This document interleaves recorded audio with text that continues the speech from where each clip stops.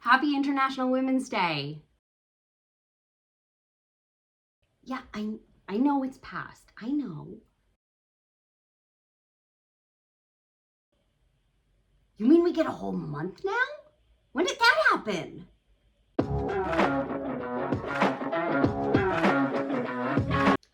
I'm Julia. Welcome back to Pints and Plot Twists, where great fiction meets great beer. So, International Women's Day has just passed, and I might be like a little bit of a feminist, you know? Today, I'm going to talk about the instant buy authors that just immediately grab my attention, the women I want to read more from, and the women I'm dying to dive into. These authors are incredible, and I hope you will join me on discovering some of their works and checking out some of the amazing stuff I've already read. Before I get into the books that have absolutely driven me crazy these past few years, I need to drink some beer, right? Tonight, I have got this awesome Dora from Badlands Brewing in Caledon, Ontario.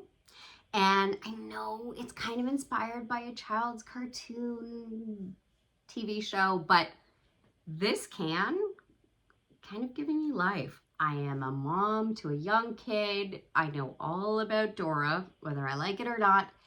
And pink is my color, and I am not ashamed of it. So let's get into this gorgeous Dora. ASMR.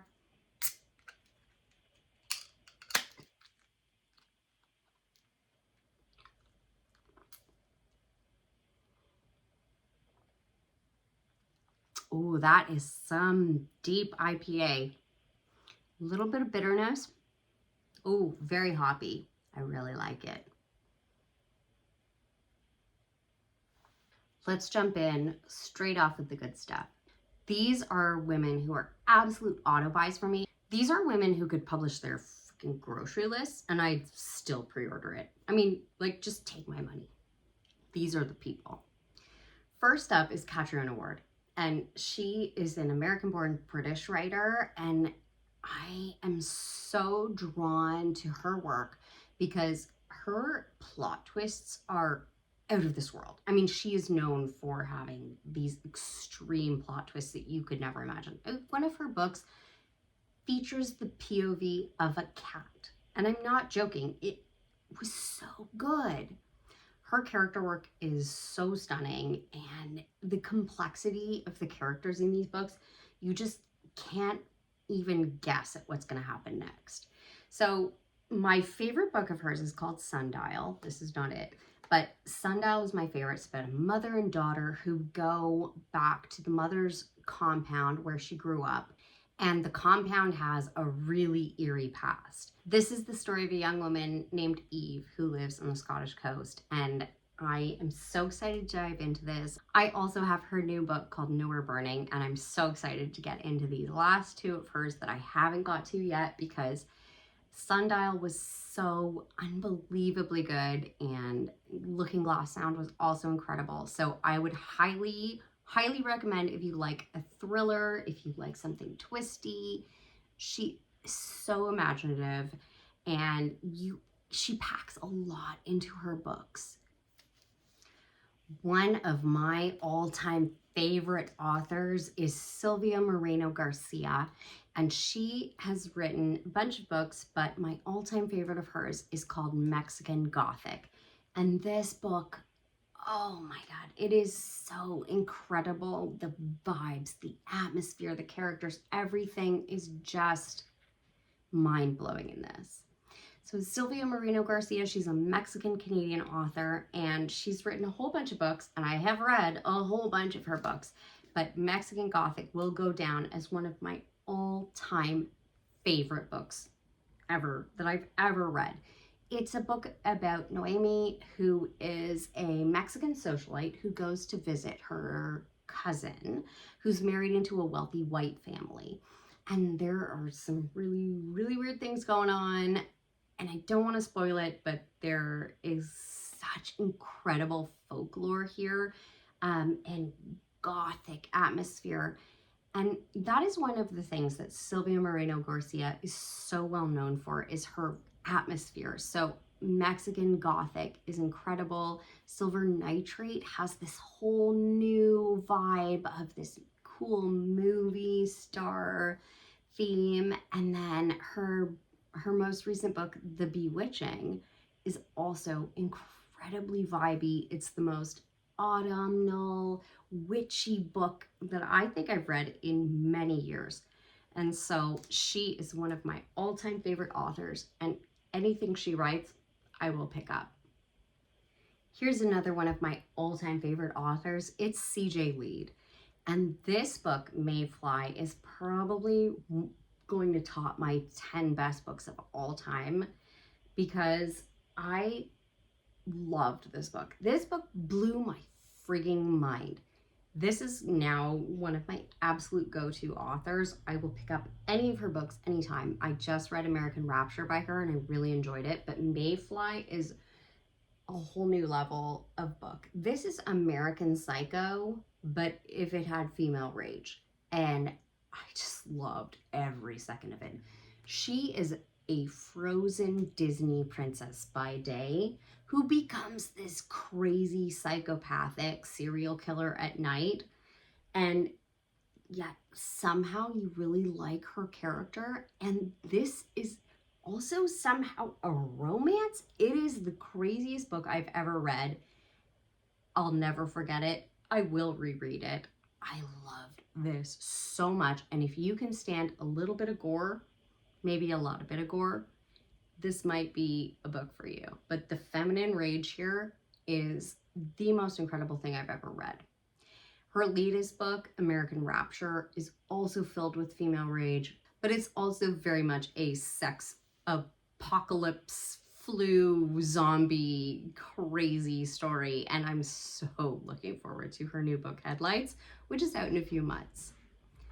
C.J. Lead, she is absolutely insane, and I love every second of it. So moving away from horror now and into my kind of random picks, my next one is Stephanie Garber.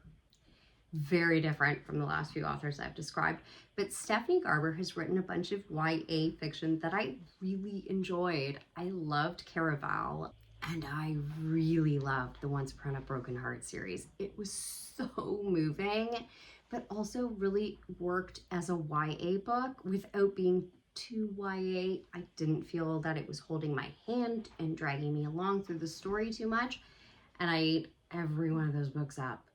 So her newest book is Alchemy of Secrets, and it's actually an adult series that's an urban fantasy. And so I'm really excited to get into this, but anything she publishes now, I'll kind of pick up because that Once Upon a Broken Heart series worked so well for me. And last on my auto-buy list, oh, my queen, Delilah S. Dawson. She is a new author for me. I just picked up The Violence recently, and I didn't love it, but wow. Bloom and Guillotine, one of my all-time favorite books now, have worked so well for me. So anything she publishes, I am going to pick up. And she just announced her new book. So I'm really excited. I will share it in the edits because the cover is just coming out today. Delilah S. Dawson kind of blows my mind. I didn't expect much because I read one of her early books, Violence, and I didn't really love it. It was kind of weird, kind of meandered, but then I read Guillotine, and that will probably be one of my best books of 2026. But I've also picked up some of her middle grade because she is actually known for such a huge range of things. She's written some Marvel books, she's written some Star Wars books, so many tie-ins, and some middle grade, some YA, but I really love her adult stuff. I'm next up going to be reading House of Idol, which is kind of a music-based thriller, so I really hope it lives up to the Guillotine and Bloom standards because those books were incredible. Okay, so we have covered the authors who I literally just throw my money at.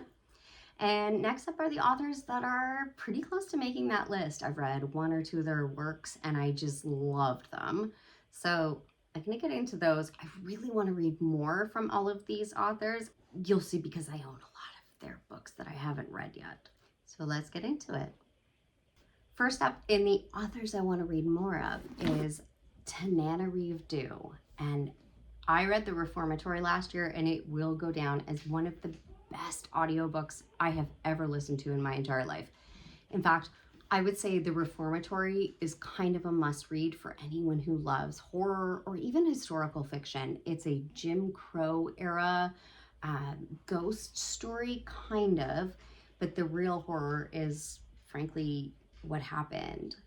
And then what I have next to read is The Good House by Tananarive Due. And this is about a woman who inherits this home from her grandmother, I believe, and her son, unfortunately, offs himself in this house. And so she leaves, she puts her life back together.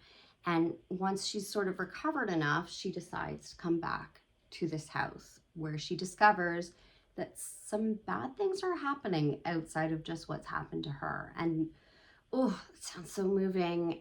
And The Reformatory really got to my soul, and I actually ended up lecturing my husband about generational trauma after I read it, which wasn't really my place, but I really felt it in my soul. I've never really read about Jim Crow era Florida, and oh, it got to me. It was hard to listen to, but I love Tananarive Due. I follow her on social media. She is such a joy, so highly recommend checking her out on Instagram. But I'm also really looking forward to The Good House, and her newest book, Maisie Wood, is coming out in a few months. Next up is Christy DeMeester, who has a few books out now that are very heavily featuring women and feminine rage, which, in case you couldn't tell, is a huge plus for me. I really love it. And it also happens to be Women's Month. So her newest is called Dark Sisters, and it's about witches in the Salem era. But I recently read Such a Pretty Smile, and I quite enjoyed it. It was this whole new sort of take on a werewolf, women's purity kind of thing. And while it was a bit fever dreamy for me, I still really enjoyed the themes in it. And I've heard that Dark Sisters is absolutely incredible. And as you know, I love me some feminine rage, so I'm really looking forward to reading this one. Another woman author I have recently read and really enjoyed is Emily A. Wheaton, who is an indie published Canadian author. And this is her first published book called Autocrator. And this is about a woman who disguises her identity. She pulls a Mulan and rises to the top of the society, basically becomes the emperor, or in this case, Autocrator. So it's kind of a dystopian, Roman-inspired situation, but her latest book, Homo Sapiens, was such a fascinating take on the original vampire story and featured such incredible female characters that I'm really excited to read this. Also, this sounds so much up my alley with this dystopian theme. And I know she's probably going to be picked up and trad published any moment now because her writing is absolutely stunning. She's won a bunch of awards for screenplays here in Canada, and you can really feel that through her books because they are so beautifully written, and I'm so looking forward to reading this. I randomly picked up this book many years ago called The Binding Room. And it was on special on Kobo, so I grabbed it thinking nothing of it, and it actually turned out to be one of my all-time favorite books that to this day still gives me the feels. I really enjoyed this book, but it was actually the second book in a detective series, which I was not expecting. And I loved it so much that I immediately went out and picked up The Jigsaw Man. It's the first book in the D.I. Angelica Henley series by Nadine Matheson, and I absolutely love this book. It was such a good mystery detective procedural, but The Binding Room, which is the second book in this series, was incredible. I mean, it was one of the absolute best mysteries I have ever read in my entire life. And it was gory and dark, and yet Angelica Henley is such a good character. And the Jigsaw Man is such a fascinating antagonist. So I would highly suggest you pick up the Angelica Henley series if you are into procedurals. And there's actually a fourth one out now. So I'm really looking forward to picking up 3 and 4. Also, have you seen this cover? How insane is that? The Binding Rooms cover is not as good, but this one I love. It's a real trophy book for me. Next up is Monica Kim, whose most recent book is The Eyes Are the Best Part. And I'm sorry if this cover gives you trauma. It's basically the reason I picked this book up, and I loved it. So Monica Kim is a Korean American author. So her main character is a Korean American girl who becomes very obsessed with eating eyeballs. And her mother starts dating this American guy who really kind of fetishizes Asian women. He is gross, but he has these big blue eyes. And our main character starts fantasizing about what they might taste like. So this book is all kinds of messed up, and you better check your trigger warnings if you can't tell from the cover. But it was one of my favorite books from last year because it really went ham on the eyes. I mean, it was a gross out, but in the end, I really loved the main character, and I loved the story arc that went through this whole thing. It was crazy. Her new book is out soon, and it's called Molka, and it's about a woman who gets caught up in like one of those spy cams. So Molka is the Korean term for like a secret spy cam that's meant to sort of spy on girls and women. Yeah, it sounds pretty messed up, and I'm pretty excited for it because this was phenomenal. Next up is an Indo-Caribbean Canadian author named Primi Muhammad, who does not get enough credit. I swear, she's written so many books, and I had never heard of her until I picked The Annual Migration of Clouds up on Canada Reads Day last year. It had a big Canada sticker on, which thankfully came off really nicely. And this cover really got me. The second book in this 3-book series is even more beautiful, and then the third book is also beautiful as well. But this is a dystopian sort of climate change book where the world has been ravaged by climate change and this virus or this fungus called CAD. And so our main character has CAD, but she's incredibly smart and driven young woman, and she applies to this university that's almost like kind of mythical. And she is accepted, but she has to find her own way to this university. It's very dangerous. And in fact, a lot of people in her community think it's actually kind of not real. They think it's bullshit. I loved this book. It was so beautiful. It really surprised me. It's not just the cover that's beautiful. Her writing is beautiful too. So out of nowhere, I picked up the second one and then the third one. So the second one follows her at her university and what happens there. And then the third book is actually about her best friend, Henrik, who once she leaves the community, he also decides to leave the community. And the third book's about what happens to him.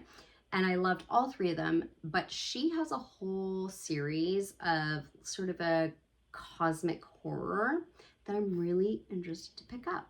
So yeah, Reed's story was so well done in this. I highly recommend The Annual Migration of Clouds to everyone who is interested in that sort of dystopian climate change fiction. You will love this. I've got just 2 more authors that I'm dying to talk about, and the first one is one I talk about on my channel all the time. It's Hildred Nutsdottir, and The Night Guest is this tiny little itty bitty little book that I just ate in one sitting. This book was absolutely incredible. It's translated fiction from an Icelandic author, in case you couldn't tell from the name, and it's this incredibly digestible series about this woman who wakes up every morning exhausted, and then she buys a pedometer, and she wakes up and she realizes she's walking like 40,000 steps through the night. Maybe I exaggerate. She wakes up and realizes she's walking 8,000 steps through the night, or 4,000 or 12,000. You get the message, right? And so she starts tracking herself to find out where she's gone. Literally, that's all there is to this book, and it was so incredible. It's so well written. It was so fascinating and so ambiguous. It really made me sort of question what I like in a book. And that's a good book to me. So her new novel, Dead Weight, translated into English, is coming out shortly. It will be an instant buy for me, and I'm really gonna start looking out for more of her fiction translated into English, because this was phenomenal.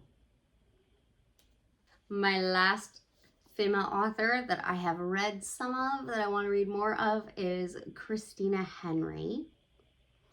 And I have now got The Place Where They Buried Your Heart, which sounds like the most phenomenal sort of haunted house horror. Also, I love this cover so much. I love that beat up VHS vibe. It looks so good. But last year I read Near the Bone by Christina Henry, which is about a woman, Maddie, who lives up on a mountain with her husband, and they're very isolated until one day some hikers find her home. And the hikers sort of expose her to a new reality, but also to a very dangerous monster that's living in the forest. And there are sort of two monsters in this. There's Maddie's husband, and then the actual monster, be it a monster or not. And then there's these hikers who are kind of trying to save her. And Maddie was such a wonderful character. She was so well done. And I think Christina really gets the idea of building this tension up until your shoulders are all in knots and you don't know what to do with yourself. So I'm really looking forward to The Place Where They Buried Your Heart, which is about an abandoned house where a child goes missing. And so this is kind of about the story of the sister of this child. She has been feeling so guilty about this kid going missing, and she's got to investigate. All right, now we are into the pile of shame. And these are women authors that I have been meaning to start for so long. And you know, International Women's Day seems like a really great excuse, even though I'm probably not going to start them today, tomorrow, or maybe even the day after. But it's International Women's Month now, so we'll get to it. First up is Isabel Cañas. And this is a Mexican-American author who has written a few of these incredibly rich, beautiful, historic horrors. And so her first book's actually called The Hacienda, which I have up here and I haven't read yet. And then she published Vampires of El Norte, and then she did The Possession of Alva Diaz. And I have heard nothing but incredible things about all of these. They are slow burn, historical, romance, horror, and they all feature sort of a different aspect of horror. So there's sort of the haunted house, vampires, and then the next one's possession. And I'm really looking forward to getting into these because I've heard nothing but wonderful things. And apparently they are incredibly well written. So getting into this soon. Also, look at this cover. It's so gorgeous. Another woman author I'm so excited to get into is Sherry DeMilleen, and this is a Canadian Indigenous author who's written a whole bunch of books and has won basically every award you could possibly win in Canada. A lot of her books are YA, but she's also written some adult horror.